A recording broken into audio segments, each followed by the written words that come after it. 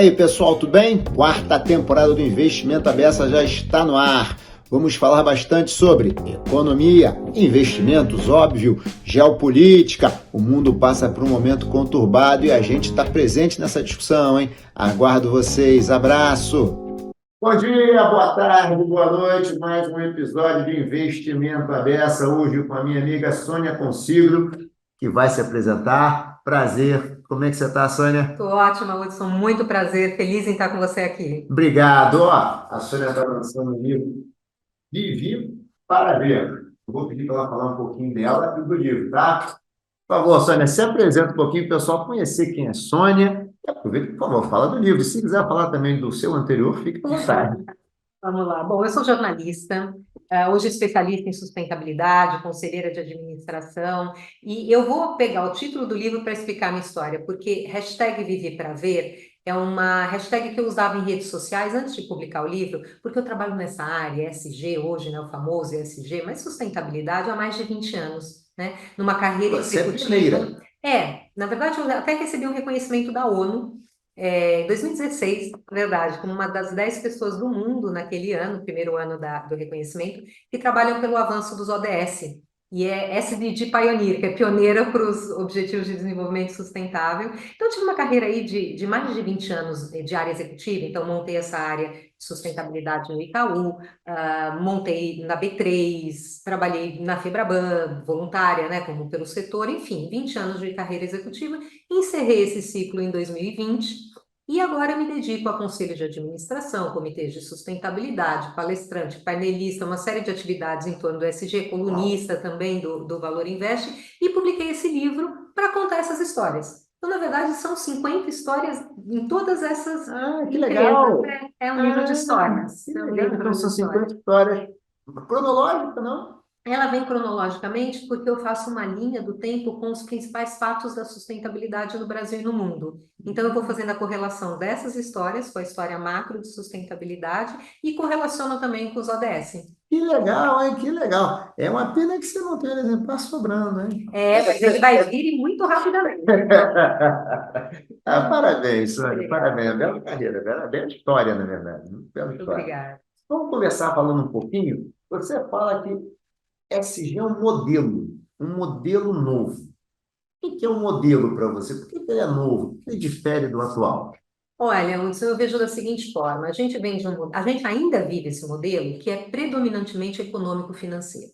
Então, as decisões ainda são tomadas vindo na frente os fatores econômico-financeiros. Mas o que a gente começou a perceber, principalmente na última década, 5, 6 anos para cá, é que os fatores sociais e ambientais começaram a impactar este econômico-financeiro. Então, na verdade, o econômico financeiro começou a gritar e, opa, tem que fazer alguma coisa. Exatamente. Ah, Então, quando eu falo de um novo modelo, é que eu entendo que hoje o desafio o que que é? Que essas três dimensões, né, social, ambiental e econômica, tendo a governança como base, óbvio, sempre, é o desafio que a gente tem de construção de um novo modelo. E um novo modelo de comportamento, de interessante pensamento. isso, hein? Eu dou sempre um exemplo, assim, quando eu era adolescente, era muito comum eu lavar o carro de sábado à tarde para sair de sábado à noite. Eu não levava no lava rápido, não tinha essas coisas.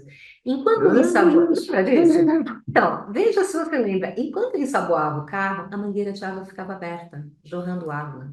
A gente não desligava a mangueira de água, ele Bom, ensaboava o carro. lógico.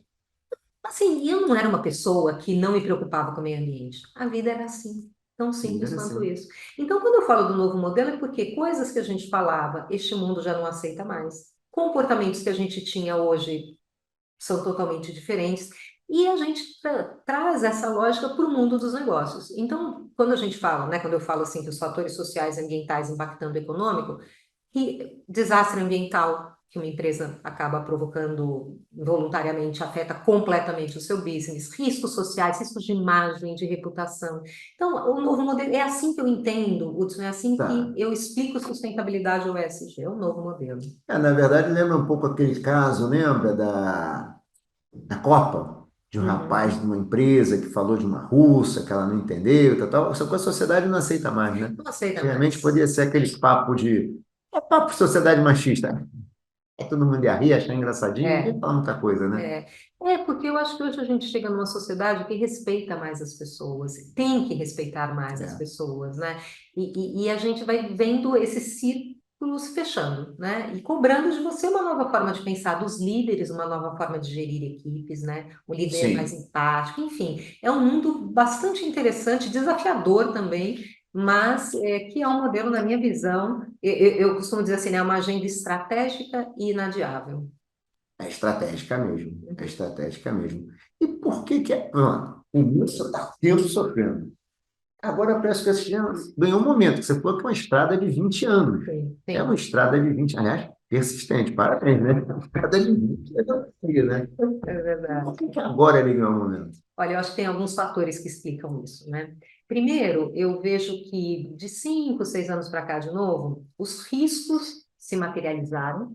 Um risco, eu vou ter, o risco, como eu mencionei agora, não, um desastre ambiental na minha cadeia de produção, não, os riscos se materializaram, essas questões começaram a acontecer, social, ambiental, de imagem, enfim. Ao mesmo tempo, as oportunidades começaram a surgir. Então, a gente vê um mercado que se organiza e começa a fazer emissão de títulos né, ESG, Green Bonds, Sustainability Linked Bonds, um mercado global de carbono que é aprovado. Então, você tem aquele binômio, né, risco-oportunidade funcionando. A gente tem um fator decisivo, que são os investidores vindo forte, por causa disso, inclusive, né, todas essas Tá, questões. tá, pega o risco, né? Porque é risco, né? Vai bem pelo risco, vai Tá. bem pelo risco. A oportunidade começa a surgir um pouco mais, mas sem dúvida, o risco, quando eu era diretora da Bolsa, né, as empresas iam bem e falavam, Sônia, por que que eu tenho que investir em sustentabilidade? O que que eu ganho com isso? Eu falava, vamos inverter. O que que você perde se você não investir? Então, o risco ainda é uma agenda muito forte. Então, a gente tem esse movimento acontecendo, e aí tem uma pandemia. A pandemia é Ah, um você acha que a divisor de águas. pandemia. É um divisor de águas. Como é que eu analiso isso, né? Pela dor de uma pandemia, a gente percebeu que o mundo é interligado. A Sim. questão social de saúde, relacionada ao meio ambiente, colocou a economia em lockdown. Então, a gente começou a Tá. perceber o impacto dessas questões uma nas outras, né? O impacto de você olhar para o benefício que você dá para o seu funcionário. Isso é checklist, já tá. Não, qual é? Qual é? Como é que você trata da saúde mental do seu funcionário? Ele tem que estar pronto. De repente, de um dia para outro, ele tem que estar na casa dele trabalhando e fazendo com que a sua Verdade. empresa não É, teve quebre. muito burnouts, né? Tivemos várias histórias, Então, a né? gente começou a falar de saúde mental É verdade, ele dentro do começou a ambiente de falar. É trabalho, verdade. né? Dentro do Então, ambiente do trabalho, que às vezes estava em casa, né? exato, que era casa, é uma loucura, né? E a gente viu nesse movimento a agenda chegar na liderança com a pandemia. Então, os CEOs, os conselhos começaram a perceber que essa é uma agenda que tem que estar na sua estratégia. É claro que tem diferentes empresas, momentos, etc., mas eu costumo brincar assim, né, Hudson? Eu não sou um perfil clássico de conselheira de administração, né? Eu sou jornalista, especialista em sustentabilidade. Eu tenho muita clareza que há 10, 15 anos eu não sentaria nos conselhos que hoje eu estou sentada. Acho que sim, com certeza. A agenda não era Não essa. era essa. Você tinha um perfil muito claro ali de financeiro, de jurídico, de estratégia, homens, a maioria, né? Então, a Sim. gente vê essa mudança acontecendo e, para mim, o caminho é esse, né? Risco se materializando, oportunidades surgindo, mercado se organizando, investidores são decisivos para isso, porque se o mainstream é financeiro, eu preciso que o Sim. financeiro pressione, né? Então, vamos lá, já que você foi um investidor, tá bom. Os investidores estão investindo mesmo, assim, tem dinheiro para investir? Tem dinheiro, Quer tem dizer, dinheiro tem dinheiro. oportunidade, Tem gente com, é. com dinheiro e cabeça, realmente. Olha, vem aumentando, ainda é muito menor a parcela quando a gente pega fundos, por exemplo, os recursos que vão para fundos ISD, fundos não ISD. Ainda é muito diferente, mas já foi muito mais incipiente, né? Tá. Então, é um movimento, e isso é muito importante a sua pergunta, né, Hudson? Porque agora, no momento, a gente está tendo uma discussão, porque vem as matérias assim, retirada de fundos ISD. Fundos ISD estão perdendo recursos. O mundo está perdendo recursos, né? Quer dizer, Ah, todos os investimentos estão se reposicionando, o investidor está cauteloso, está olhando o macro cenário, você conhece isso melhor do que eu. Enfim, então, o investidor, claro, ainda existe muito de nicho, investidores, né, mais do investimento responsável, fundos de pensão, isso é interessante a gente ver, né? Investidores que têm recurso, que eles têm que preservar a longo prazo, Tenho que pagar a aposentadoria dos meus funcionários em 20, Tá. 30, 40, 50. Em geral, são esses Mesmo no investidores. Brasil, você acha? Sim, mesmo Também? no Brasil. O Brasil também já está nessa. Os grandes fundos de pensão, a gente tem uma iniciativa, a ONU tem uma iniciativa chamada PRI, que são os Princípios para o Investimento Responsável. É mundial, né? São para gestores de ativos, detentores de ativos ou prestadores de serviço. E a gente tem um PRI local muito interessante, com fundos de pensão. Então, assim, claro, a gente ainda precisa de muito mais engajamento, mas já acontece bem. Mas, e você acha que uma das coisas que a gente ouve quando fala de sustentabilidade é a participação em conselhos, né? Dos fundos, dos investidores estarem lá, votarem, tal. Não só a participação em conselhos, mas não só em conselhos, mas também ir nas Sim. assembleias, votar. Você vê isso? Essa é uma grande tendência do ano passado para cá, esse ano também. Claro, a gente tem aí, principalmente Estados Unidos e Europa, né, atuando fortemente em assembleias, mas é um movimento mundial. Então, é claro que a gente também está de olho aqui. Então, o que os acionistas, né, os investidores têm feito? Eles têm pressionado por essa agenda de várias formas, né? Então, por exemplo, a Allianz, o ano passado, votou contra 47% das propostas de remuneração em assembleias porque não tinham fatores ESG na remuneração variável. Votou contra, quase 50% das propostas Uau! apresentadas, exatamente. A gente tem um caso clássico da Exxon, que um minoritário, né, Engine Number One, conseguiu eleger 3 conselheiros alinhados com agendas de baixo carbono, com apoio, claro, de grandes acionistas, que não estavam nos planos da Exxon. Então, 3 conselheiros conseguiu eleger para o board. A BlackRock faz um papel muito forte nessa agenda também, pressionando. Então, sim, isso como movimento vem forte. E aí você acha, bem, no momento de longo prazo, olhando assim, a foto é sempre difícil, né? Porque você olhar para a foto é pequenininho. Mas se a gente olhar para o filme, você acha que ele é um filme que vem ganhando? Não tenho a mais vaga dúvida. Você sabe que eu uso uma frase do Victor Hugo que eu gosto muito, que nada é mais poderoso do que uma ideia cujo tempo chegou. Vou adotar, hein? Não é maravilhosa? É. Nada é mais poderoso do que uma ideia cujo tempo chegou. Eu trabalho nessa ideia há mais de 20 anos. O que eu falo hoje não é diferente do que eu falava há 10, há 15. Só que os ouvidos não estavam preparados para ouvir, eles estavam, né, prestando atenção em outras questões. E eu não tenho dúvida que o tempo, e aí eu digo que não é o tempo da sustentabilidade do ESG, mas de construir esse novo modelo, por todos esses fatores que a gente falou, definitivamente chegou, né? É claro que vai depender da nossa habilidade como mundo, como, né, empresas, pessoas, cidadãos, governos, etc., de construí-lo de fato, né? Mas que chegou esse momento, eu não tenho dúvida. Tem gente que fala, às vezes, né? Tem gente que fala.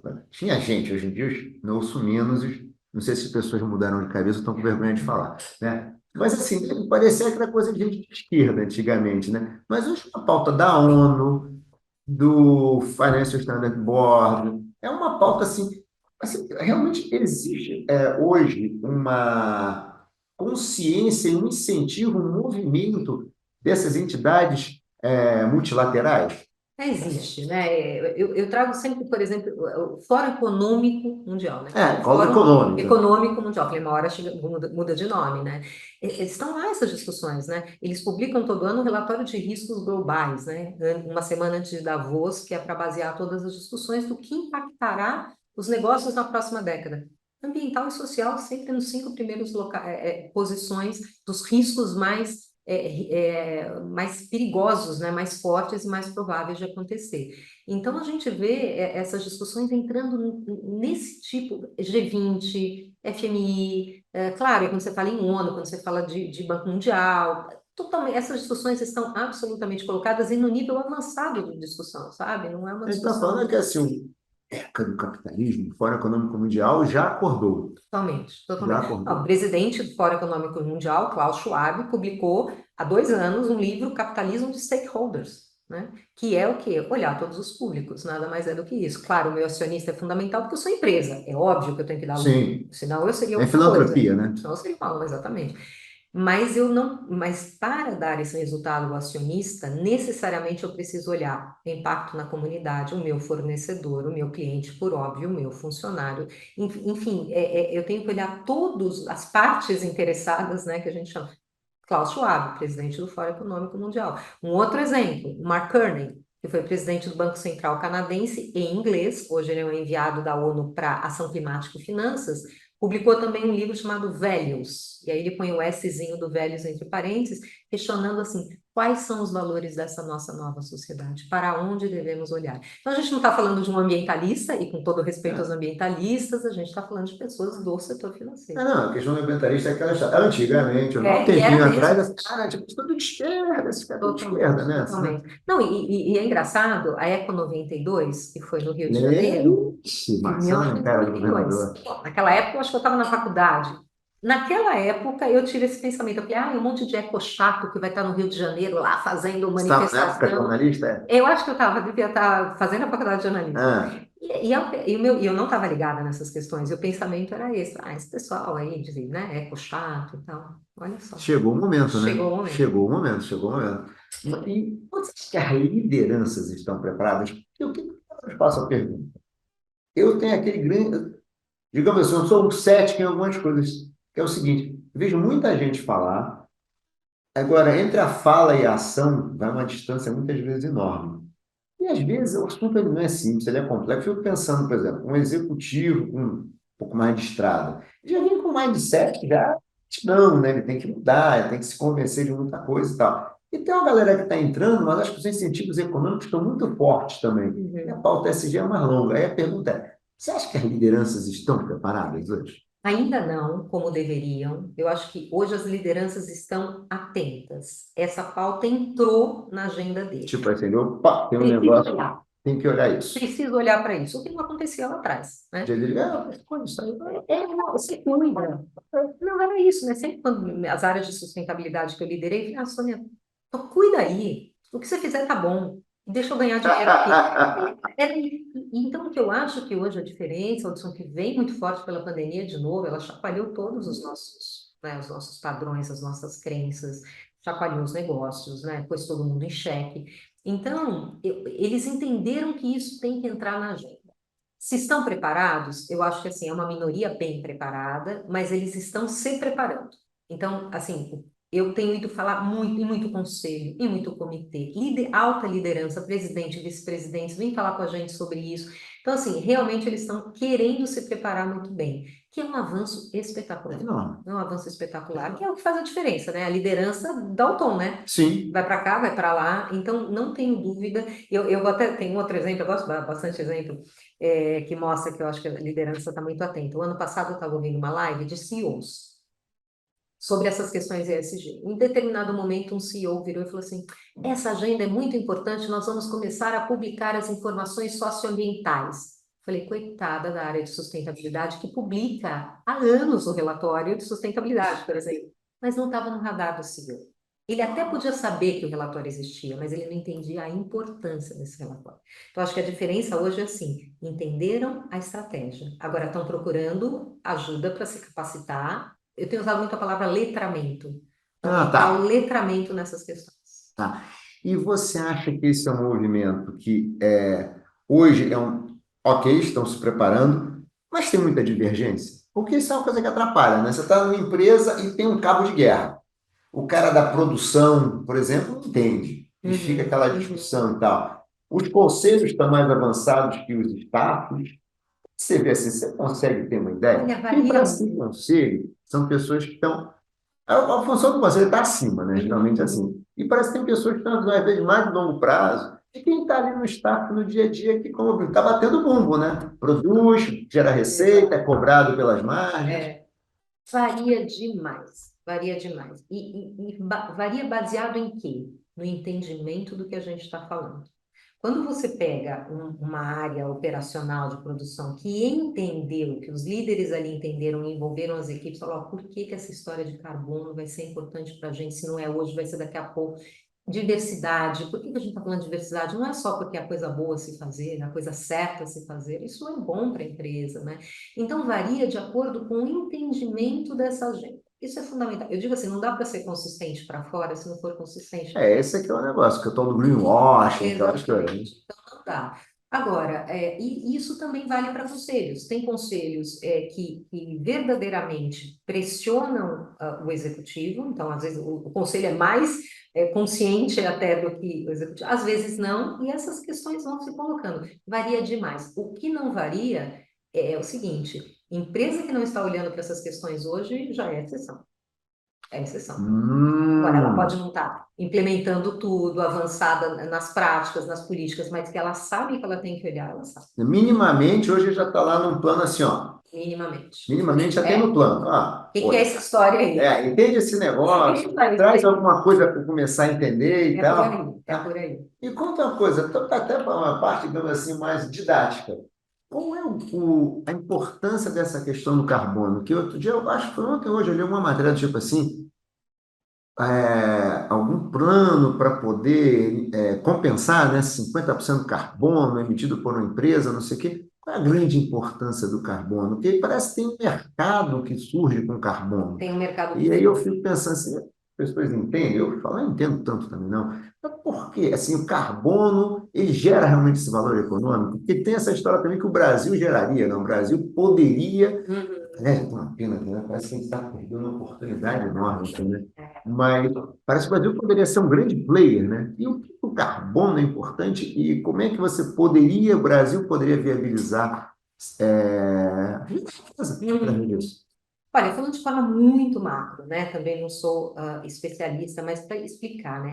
Tem uma questão clara que é esgotamento de recursos naturais, né? A gente está consumindo mais da terra do que ela consegue se regenerar. Não só consumindo, né? Quando eu falo consumindo os recursos naturais, é emitindo também, que é uma forma de você consumir a terra, emitindo gases de efeito estufa. Então, aí tem toda aquela questão do aquecimento global, quanto mais gases você emite, mais você vai aumentando o aquecimento da Terra. Esse aquecimento não deveria aumentar para além de 1,5 graus, né, que são todas as discussões das conferências da ONU no final Não é do muito por ano. década, né? Não sei, Isso, tá. é. Então, assim, na verdade, a gente está falando o seguinte: para a gente continuar operando nessa terra, fazendo um negócio, consumindo, comportamento, as pessoas que vêm depois da gente, a gente precisa cuidar dessas questões que aí são predominantemente ambientais, né? E aí tem uma discussão, o que que vem primeiro, ambiental, social, não importa, mas a gente tem que olhar tudo.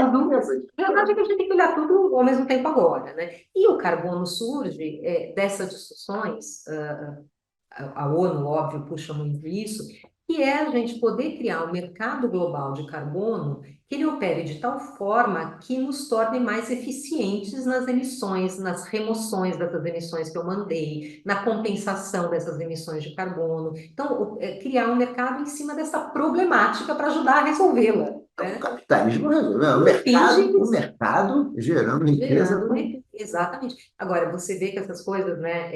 Eu brinco que ninguém dorme a corda sustentável, né? Ah, sim, isso é uma mudança de hábito. Então, a gente, eu falo a gente porque eu sempre vou a essas conferências as COPs, né, de final de ano, Acordo de Paris, em 2015. Foi lá que nasceu a proposta de ter o mercado global de carbono, que é o artigo 6 do Acordo de Paris. A gente só foi aí, de fato, aprovar o ano passado em Glasgow, na COP 26. Então, nesses anos todos, não tinha sido aprovado como é que a Mas gente... para mim está Ele foi aprovado. aprovado na COP 26, a Por 6 anos. criação do mercado, discussões, debates, como é que vai ser. E eles continuam, né? Na verdade, o ano passado foi aprovada a criação, mega passo. Agora, inclusive, essa COP do final do ano dizem que tende a ser uma COP de implementação. Como é que eu implemento o que a gente aprovou? Então, o mercado de carbono tem esse objetivo, né? Quer dizer, No mercado mundial, né? o mercado mundial, né? Operar em todo, né? Globalmente tem que ser. E aí, a gente tem N discussões também locais, né? O Brasil agora, via decreto, está criando aí a questão do mercado, tem várias discussões em torno, mas o que eu acho mais importante é que a gente está se movimentando. Às vezes pode não ser o ideal, às vezes, né, se quer outro tipo de atuação, mas estamos nos movimentando. E novos players surgem, né? Novos players dentro de mercado Hum. de carbono, Future Carbon, que falam para dar um exemplo, que surge agora, a Marina Cansado, o Fábio Galindo, que são pessoas do mercado muito sérias, criaram aí uma consultoria, na verdade, para ajudar a estruturar, mas não são eles só, tem vários outros que estão atuando nesse mercado de carbono brasileiro, porque a oportunidade no Brasil é imensa. É É, imensa. A nossa riqueza natural, né? A nossa matriz energética. Então, assim, todas as pesquisas que a gente olha são assim, muitos recursos vindo de um mercado que a gente seja capaz de organizar e operar, e o Brasil seja um player a importante. gente parece estar perdendo essa. Não, perdendo é forte, desculpa, não pode estar perdendo. Mas podia estar mais avançado nessa agenda, né? Acho que agora, com a aprovação do mercado de carbono né, pela COP, isso caminha. O que foi que aconteceu com o decreto que entrou? Então, assim, não sei se a gente está atrasado, não. Eu acho que está todo É, mundo tentando se encontrar dentro dessa lógica, sabe? A gente sempre quer mais, né? E sim, precisa mais, porque a agenda é urgente, né? tem essa impressão também, eu tenho essa Ela é impressão. urgente. Mas, enfim, eu acho que a gente tem que caminhar na velocidade que é possível. Eu também vou um pouco dessa forma, É, sabe? né, que hoje em dia tem uma coisa assim, sempre tivemos um conjunto de governos, né? Acho que pode citar o governo brasileiro, a época do Trump também e tal, que meio que parece que não achavam importante, né? Parece que Uhum. havia uma certa descrença na ciência, uma certa descrença na emergência que a gente tem, né? Ah, E esse pêndulo, né, que os governos vão mudando, é que parece que as agendas, às vezes, como os Estados Unidos, por exemplo, né? uhum. Uma coisa é os Estados Unidos dar um tom, vamos Sim, caminhar como o sim. Biden. Outra coisa é o Trump dar um tom. Não, você é da cor de Paris e tal, né? É isso. Não, é exatamente um ótimo exemplo, né? Porque o Trump tirou os Estados Unidos do Acordo de Paris. O mundo não acabou, é claro que retardou um avanço. Os estados têm autonomia, continuaram operando. Agora, né, Biden conseguiu aprovar, raspando, né, por 51 votos a 50, um pacote climático importante, né? Voto de Minerva da vice-presidente, É enfim, verdade, foi assim. foi na. É. Então, assim, eu chamo assim, ventos a favor e ventos contra, né? E a gente encontra ventos contra. E você tem que continuar navegando. Quer dizer, vai demorar mais tempo. É isso Né? aí. É por aí. É por aí. Resiliência, né? E Tem que ter resiliência. Uma coisa que é um assunto para a gente, regulação. O quanto a regulação tem sido importante nesses avanços? Ela é importante, não é? O quanto tem sido importante? É outro tema muito forte no momento, né? Regulação, assim, ela é importante, ela, né, o nome já diz, ela regula, ela dá caminhos, ela estabelece normas e padrões. O importante, na minha visão, é a regulação chegar no momento adequado, né? Que o mercado tem que estar minimamente maduro, né? A operação do mercado levando a uma boa regulação. Para que a gente não tenha aquelas regulações que, vou cumprir tabela, vou fazer de qualquer jeito e tal.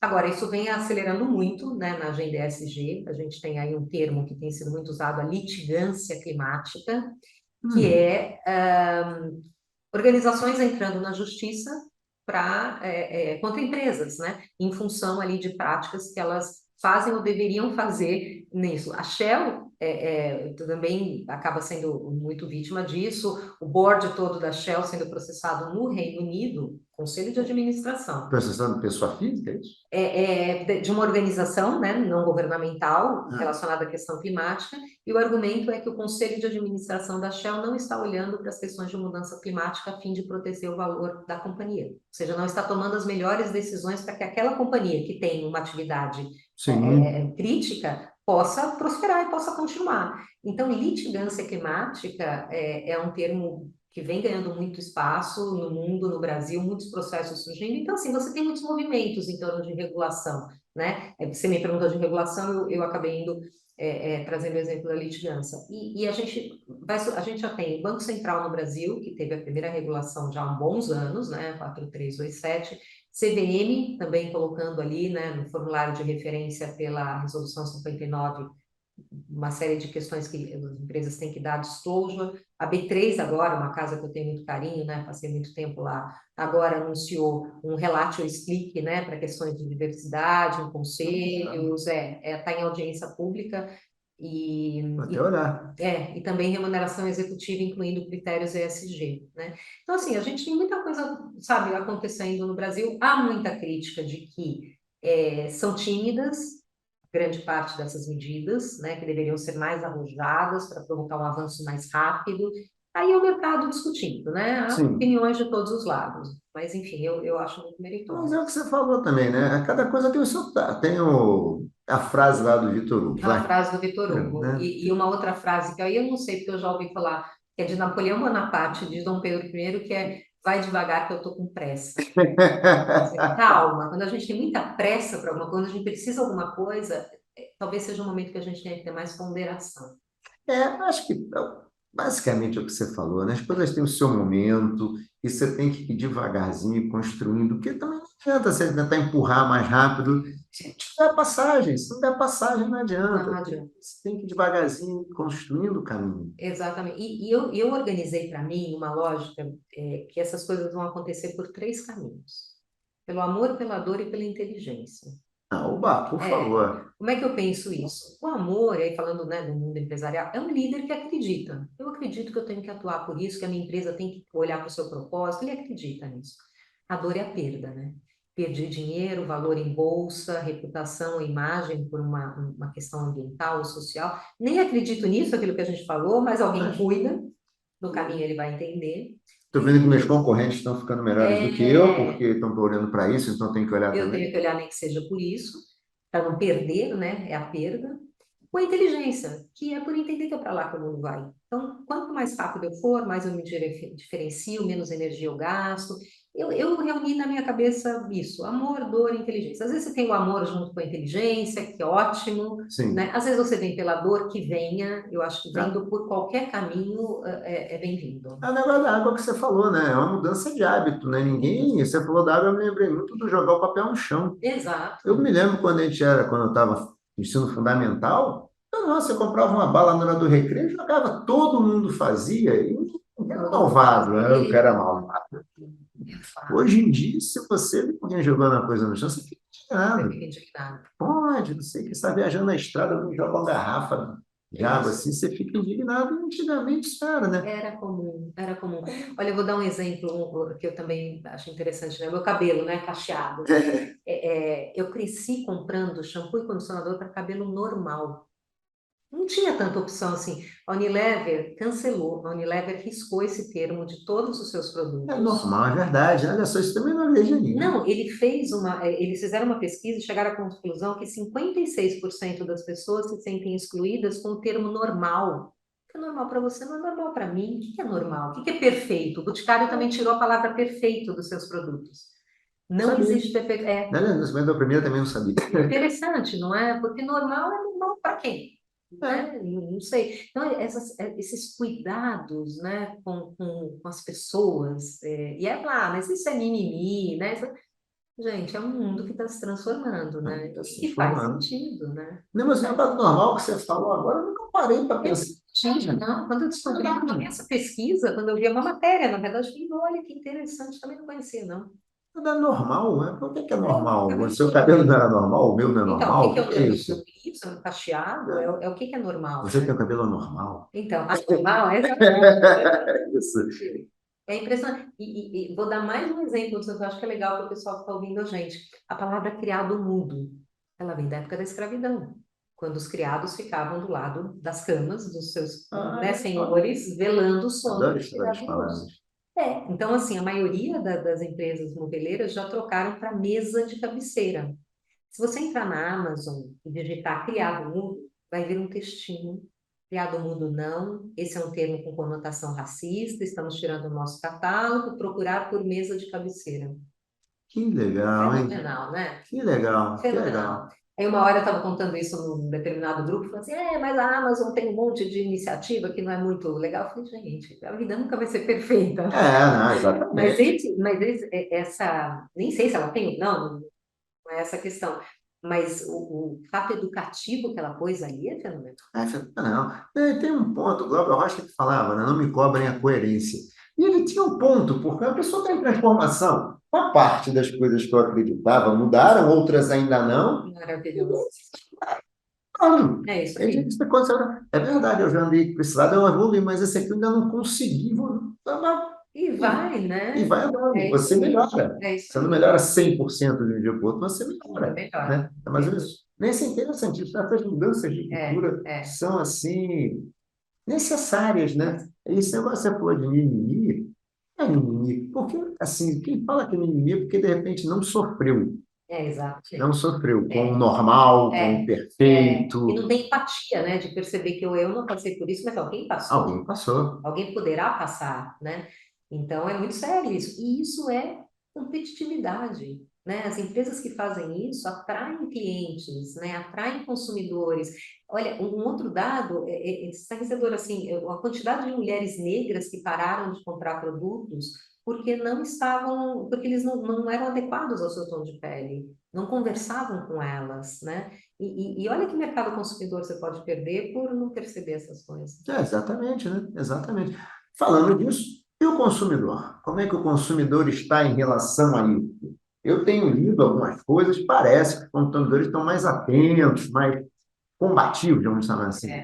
Todas as pesquisas que a gente olha mostram que o consumidor consumiria um produto, né, com melhores características ESG, que ele tende, que ele está pensando. Na verdade, eu acho que assim, eu digo que ninguém compra essa venda, né? Você não vai ser contra. Meio não pisa na grama, né? Exatamente. Você não vai ser contra comprar um produto que respeitou o meio ambiente, os direitos humanos na sua produção.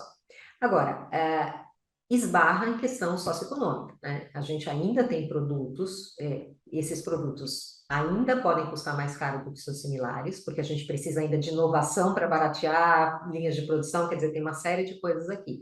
Então, muitas vezes, o consumidor em países como o nosso acaba não adquirindo esse produto, não porque acredita na agenda, mas porque não tem a condição econômica e financeira. Sim. É isso. Agora, como força, o consumidor tem uma força impressionante, que é o do compro, não compro, recomendo, não recomendo, né?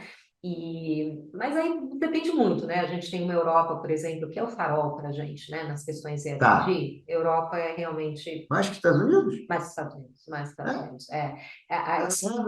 Tradicionalmente, os investidores europeus, né, consumidores Um capitalismo mais social, né? Da exato, social-democracia e tal, né? passa por aí, toda a história de guerras, né? Enfim, talvez tenha uma série de explicações, mas a Europa, de fato, tem uma agenda que a gente se mira muito quando olha para essas questões. Então, quando você olha o mercado consumidor europeu, mas sem dúvida nenhuma, eu acho que já exige esse tipo de coisa. Não, as tais, né, de você usar questões reutilizáveis, né, sacolas reutilizáveis para ir nos supermercados, poxa, isso na Europa, desde uma década ou mais atrás já tinha. É mesmo? Olha. Ou você pagar pelo saquinho se você quisesse, né? Então, assim, o consumidor, ele tem um poder incrível, né? Porque Total, né? vou comprar dessa marca, ou vou boicotar essa marca, ou vou falar mal dessa marca, né? A gente vê isso nas redes sociais, né?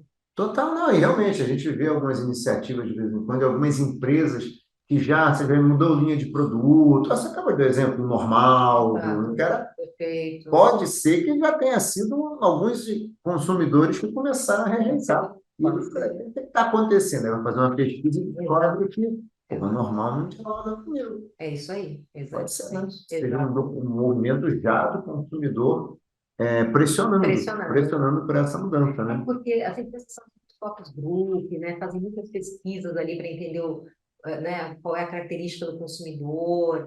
A Hering, outro exemplo, a Hering tirou o tomara que caia. Não é tomar, eu não quero que caia, né? É uma blusa sem alça, não é verdade? É verdade. Eu nunca tinha pensado nisso também, sempre falei tomara que caia, mas tem um fundo sexista, tomara que caia, né? E aí ela lançou hashtag blusa sem alça. Olha Então, só. também tirou esse nome do seu vocabulário. Nesse caso, eu conversei com o pessoal da Hering e eles falaram que eles receberam muita manifestação dizendo que era mimimi. Olha que interessante. A sociedade se movimentando, né? Resistindo de um lado, aceitando de outro, mas fato é que é para lá que a gente vai, né? E realmente, quando você fala tomara que caia, tem uma série de mensagens atrás disso. Não, tomara que aquela coisa, deve ser legal no carnaval, né? Pra você fazer brincadeira, né? Correndo esse passamento. Pensar no dia a dia, nossa, é possível mesmo, né? Um dia na vida não foi. Não, Um dia na vida era até bonitinho, talvez, né? Eu lembro, minha mãe falava de tomara que caia. Eu acho que foi o. Eu acho que. Eu não vou lembrar o nome do ator agora, mas outro dia acusaram, ele foi acusado de ter usado alguma expressão sexista, a pessoa achou que beirou o assédio. Foi uma coisa muito interessante. Eu falei, eu peço desculpas, não foi minha intenção, se eu fiz, peço realmente desculpas, mas eu fui assim, criado assim. Eu passei a minha vida inteira assim. Eu não imaginei que alguém ficasse ofendido, mas se alguém ficou, peço desculpas, eu estou aprendendo, eu estou mudando, eu vou mudar. Perfeito, é isso. É muito bom esse negócio. É muito legal. Até porque estamos todos mudando e aprendendo. Eu acho que não sei se é humildade a palavra, mas ele ter reconhecido e falado isso está corretíssimo. Era assim, não é mais? Ok. Tomara que quer, por exemplo, imagine hoje. Eu poderia ser vítima disso. Você está com tomara que quer. Essa Exato. Opa, não imaginei, você está certa, mas eu, para mim, falei isso a vida inteira, eu falei, mas eu achei muito bom. É o que você falou, tem muito essa questão, ninguém acorda desse jeito, ninguém acorda com a visão de mundo diferente. É um pouco daquela tua ideia do modelo que a gente começou falando aqui. Esse modelo de transformação, né? É meio que um phase out, phase in, né? Quer dizer, você está terminando uma coisa e começando outra. E por isso tem tanto dilema nesse caminho. É natural ter dilema, né? Quando você fala, mas aí agora a gente está voltando a ligar a térmica de carvão, porque está tendo uma guerra, está tendo problemas de matriz energética. Como é que a gente vai vencer isso, né? Estava caminhando forte numa linha de renovável, vai ter que, né? E não só pela guerra, antes disso já tinha dilemas das questões financeiras, de custo mesmo, né? Então, acho que assim, tem que entender esses dilemas e tem que, de novo, lidar com eles a partir do entendimento. Eu acho que essa, para mim, é a raiz de tudo. Você, de fato, se dedicar a entender o que está acontecendo. Por que que a gente tem que falar dessas questões? A partir daí, você vai navegar com vento a favor, vento contra, vai dar 2 passos para trás, vai ter que voltar, depois para avançar, mas você sabe a direção. Acho mais importante é saber a direção. Mas você colocou um ponto que é verdade. Antigamente, ninguém ia falar nada, nem ia falar uma vírgula no jornal porque ligou a termoelétrica. Exato. Só dá uma vírgula no jornal. Hoje em dia...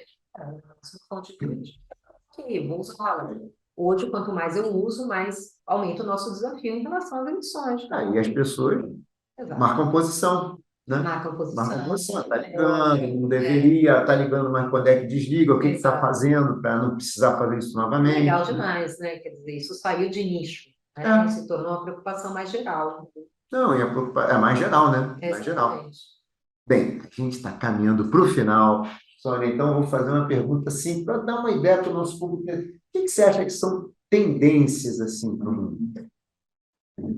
Olha, macro, assim, aquela que já são possíveis, a gente achar, tem alguma coisa naquele caminho ali.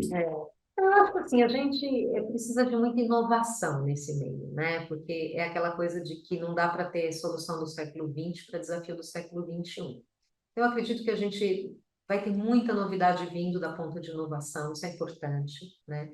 E é necessário. Eu vou estudar mais. Acho que inovação, a gente tende a achar que é tecnologia, mas não é, né? Inovação para novas soluções, né? As empresas falam, eu vou ser net zero e põe uma meta, muito daquilo que ela precisa para atingir a meta ainda tem que ser desenvolvido. É nova tecnologia, muitas vezes mudar uma forma, uma linha de produção, né? Então, inovação para mim é muitíssimo importante. A gente tem uma agenda de biodiversidade, sabe? A gente fala muito de carbono, mas a questão das soluções baseadas na natureza, novos negócios em cima, sabe, de uma bioeconomia. Então, assim, a economia da natureza também é algo que vai vir muito forte. O Fórum Econômico Mundial já avisa isso anos a fio, aí da perda da biodiversidade como um risco para os negócios. Então, biodiversidade... Mais do que o carbono. É ali, né? A gente tem que olhar tudo ao mesmo tempo, às vezes se fala mais do carbono, mas a biodiversidade também. E acho que pessoas, sempre, né? Quer dizer, as pessoas, é por meio delas que a gente faz as coisas, né? É de nós. Então, acho que assim, a atenção genuína às pessoas, na minha visão, ela só tende a crescer, né? O líder hoje é mais empático, ele tem que ser, né? As competências que se esperam de um líder hoje são completamente diferentes das que eram lá atrás, né? Hoje você fala de missão, de propósito, de emoção e intuição, essas são competências. Olha só, emoção, intuição. São duas competências indicadas por uma pesquisa do Fórum de Jovens Líderes do Fórum Econômico Mundial. Missão e propósito, emoção e intuição, intelecto e percepção, inovação e engajamento dos stakeholders. Se você tiver... Claro, muito interessante. É um set completamente diferente de competências. Eu diria que tender e continuar trabalhando no que a gente está fazendo, porque tem muito trabalho pela frente ainda. Muito trabalho. Agora, com inovação, com olhar essas tendências como a biodiversidade, né, a natureza, como é que conecta tudo isso, e pessoas, né, que são a base. São a base. Eu acho que a pauta de pessoas é uma das pautas que está mais atrasada, sabe? Quando eu vejo a desigualdade, a gente está até conversando um pouco, né?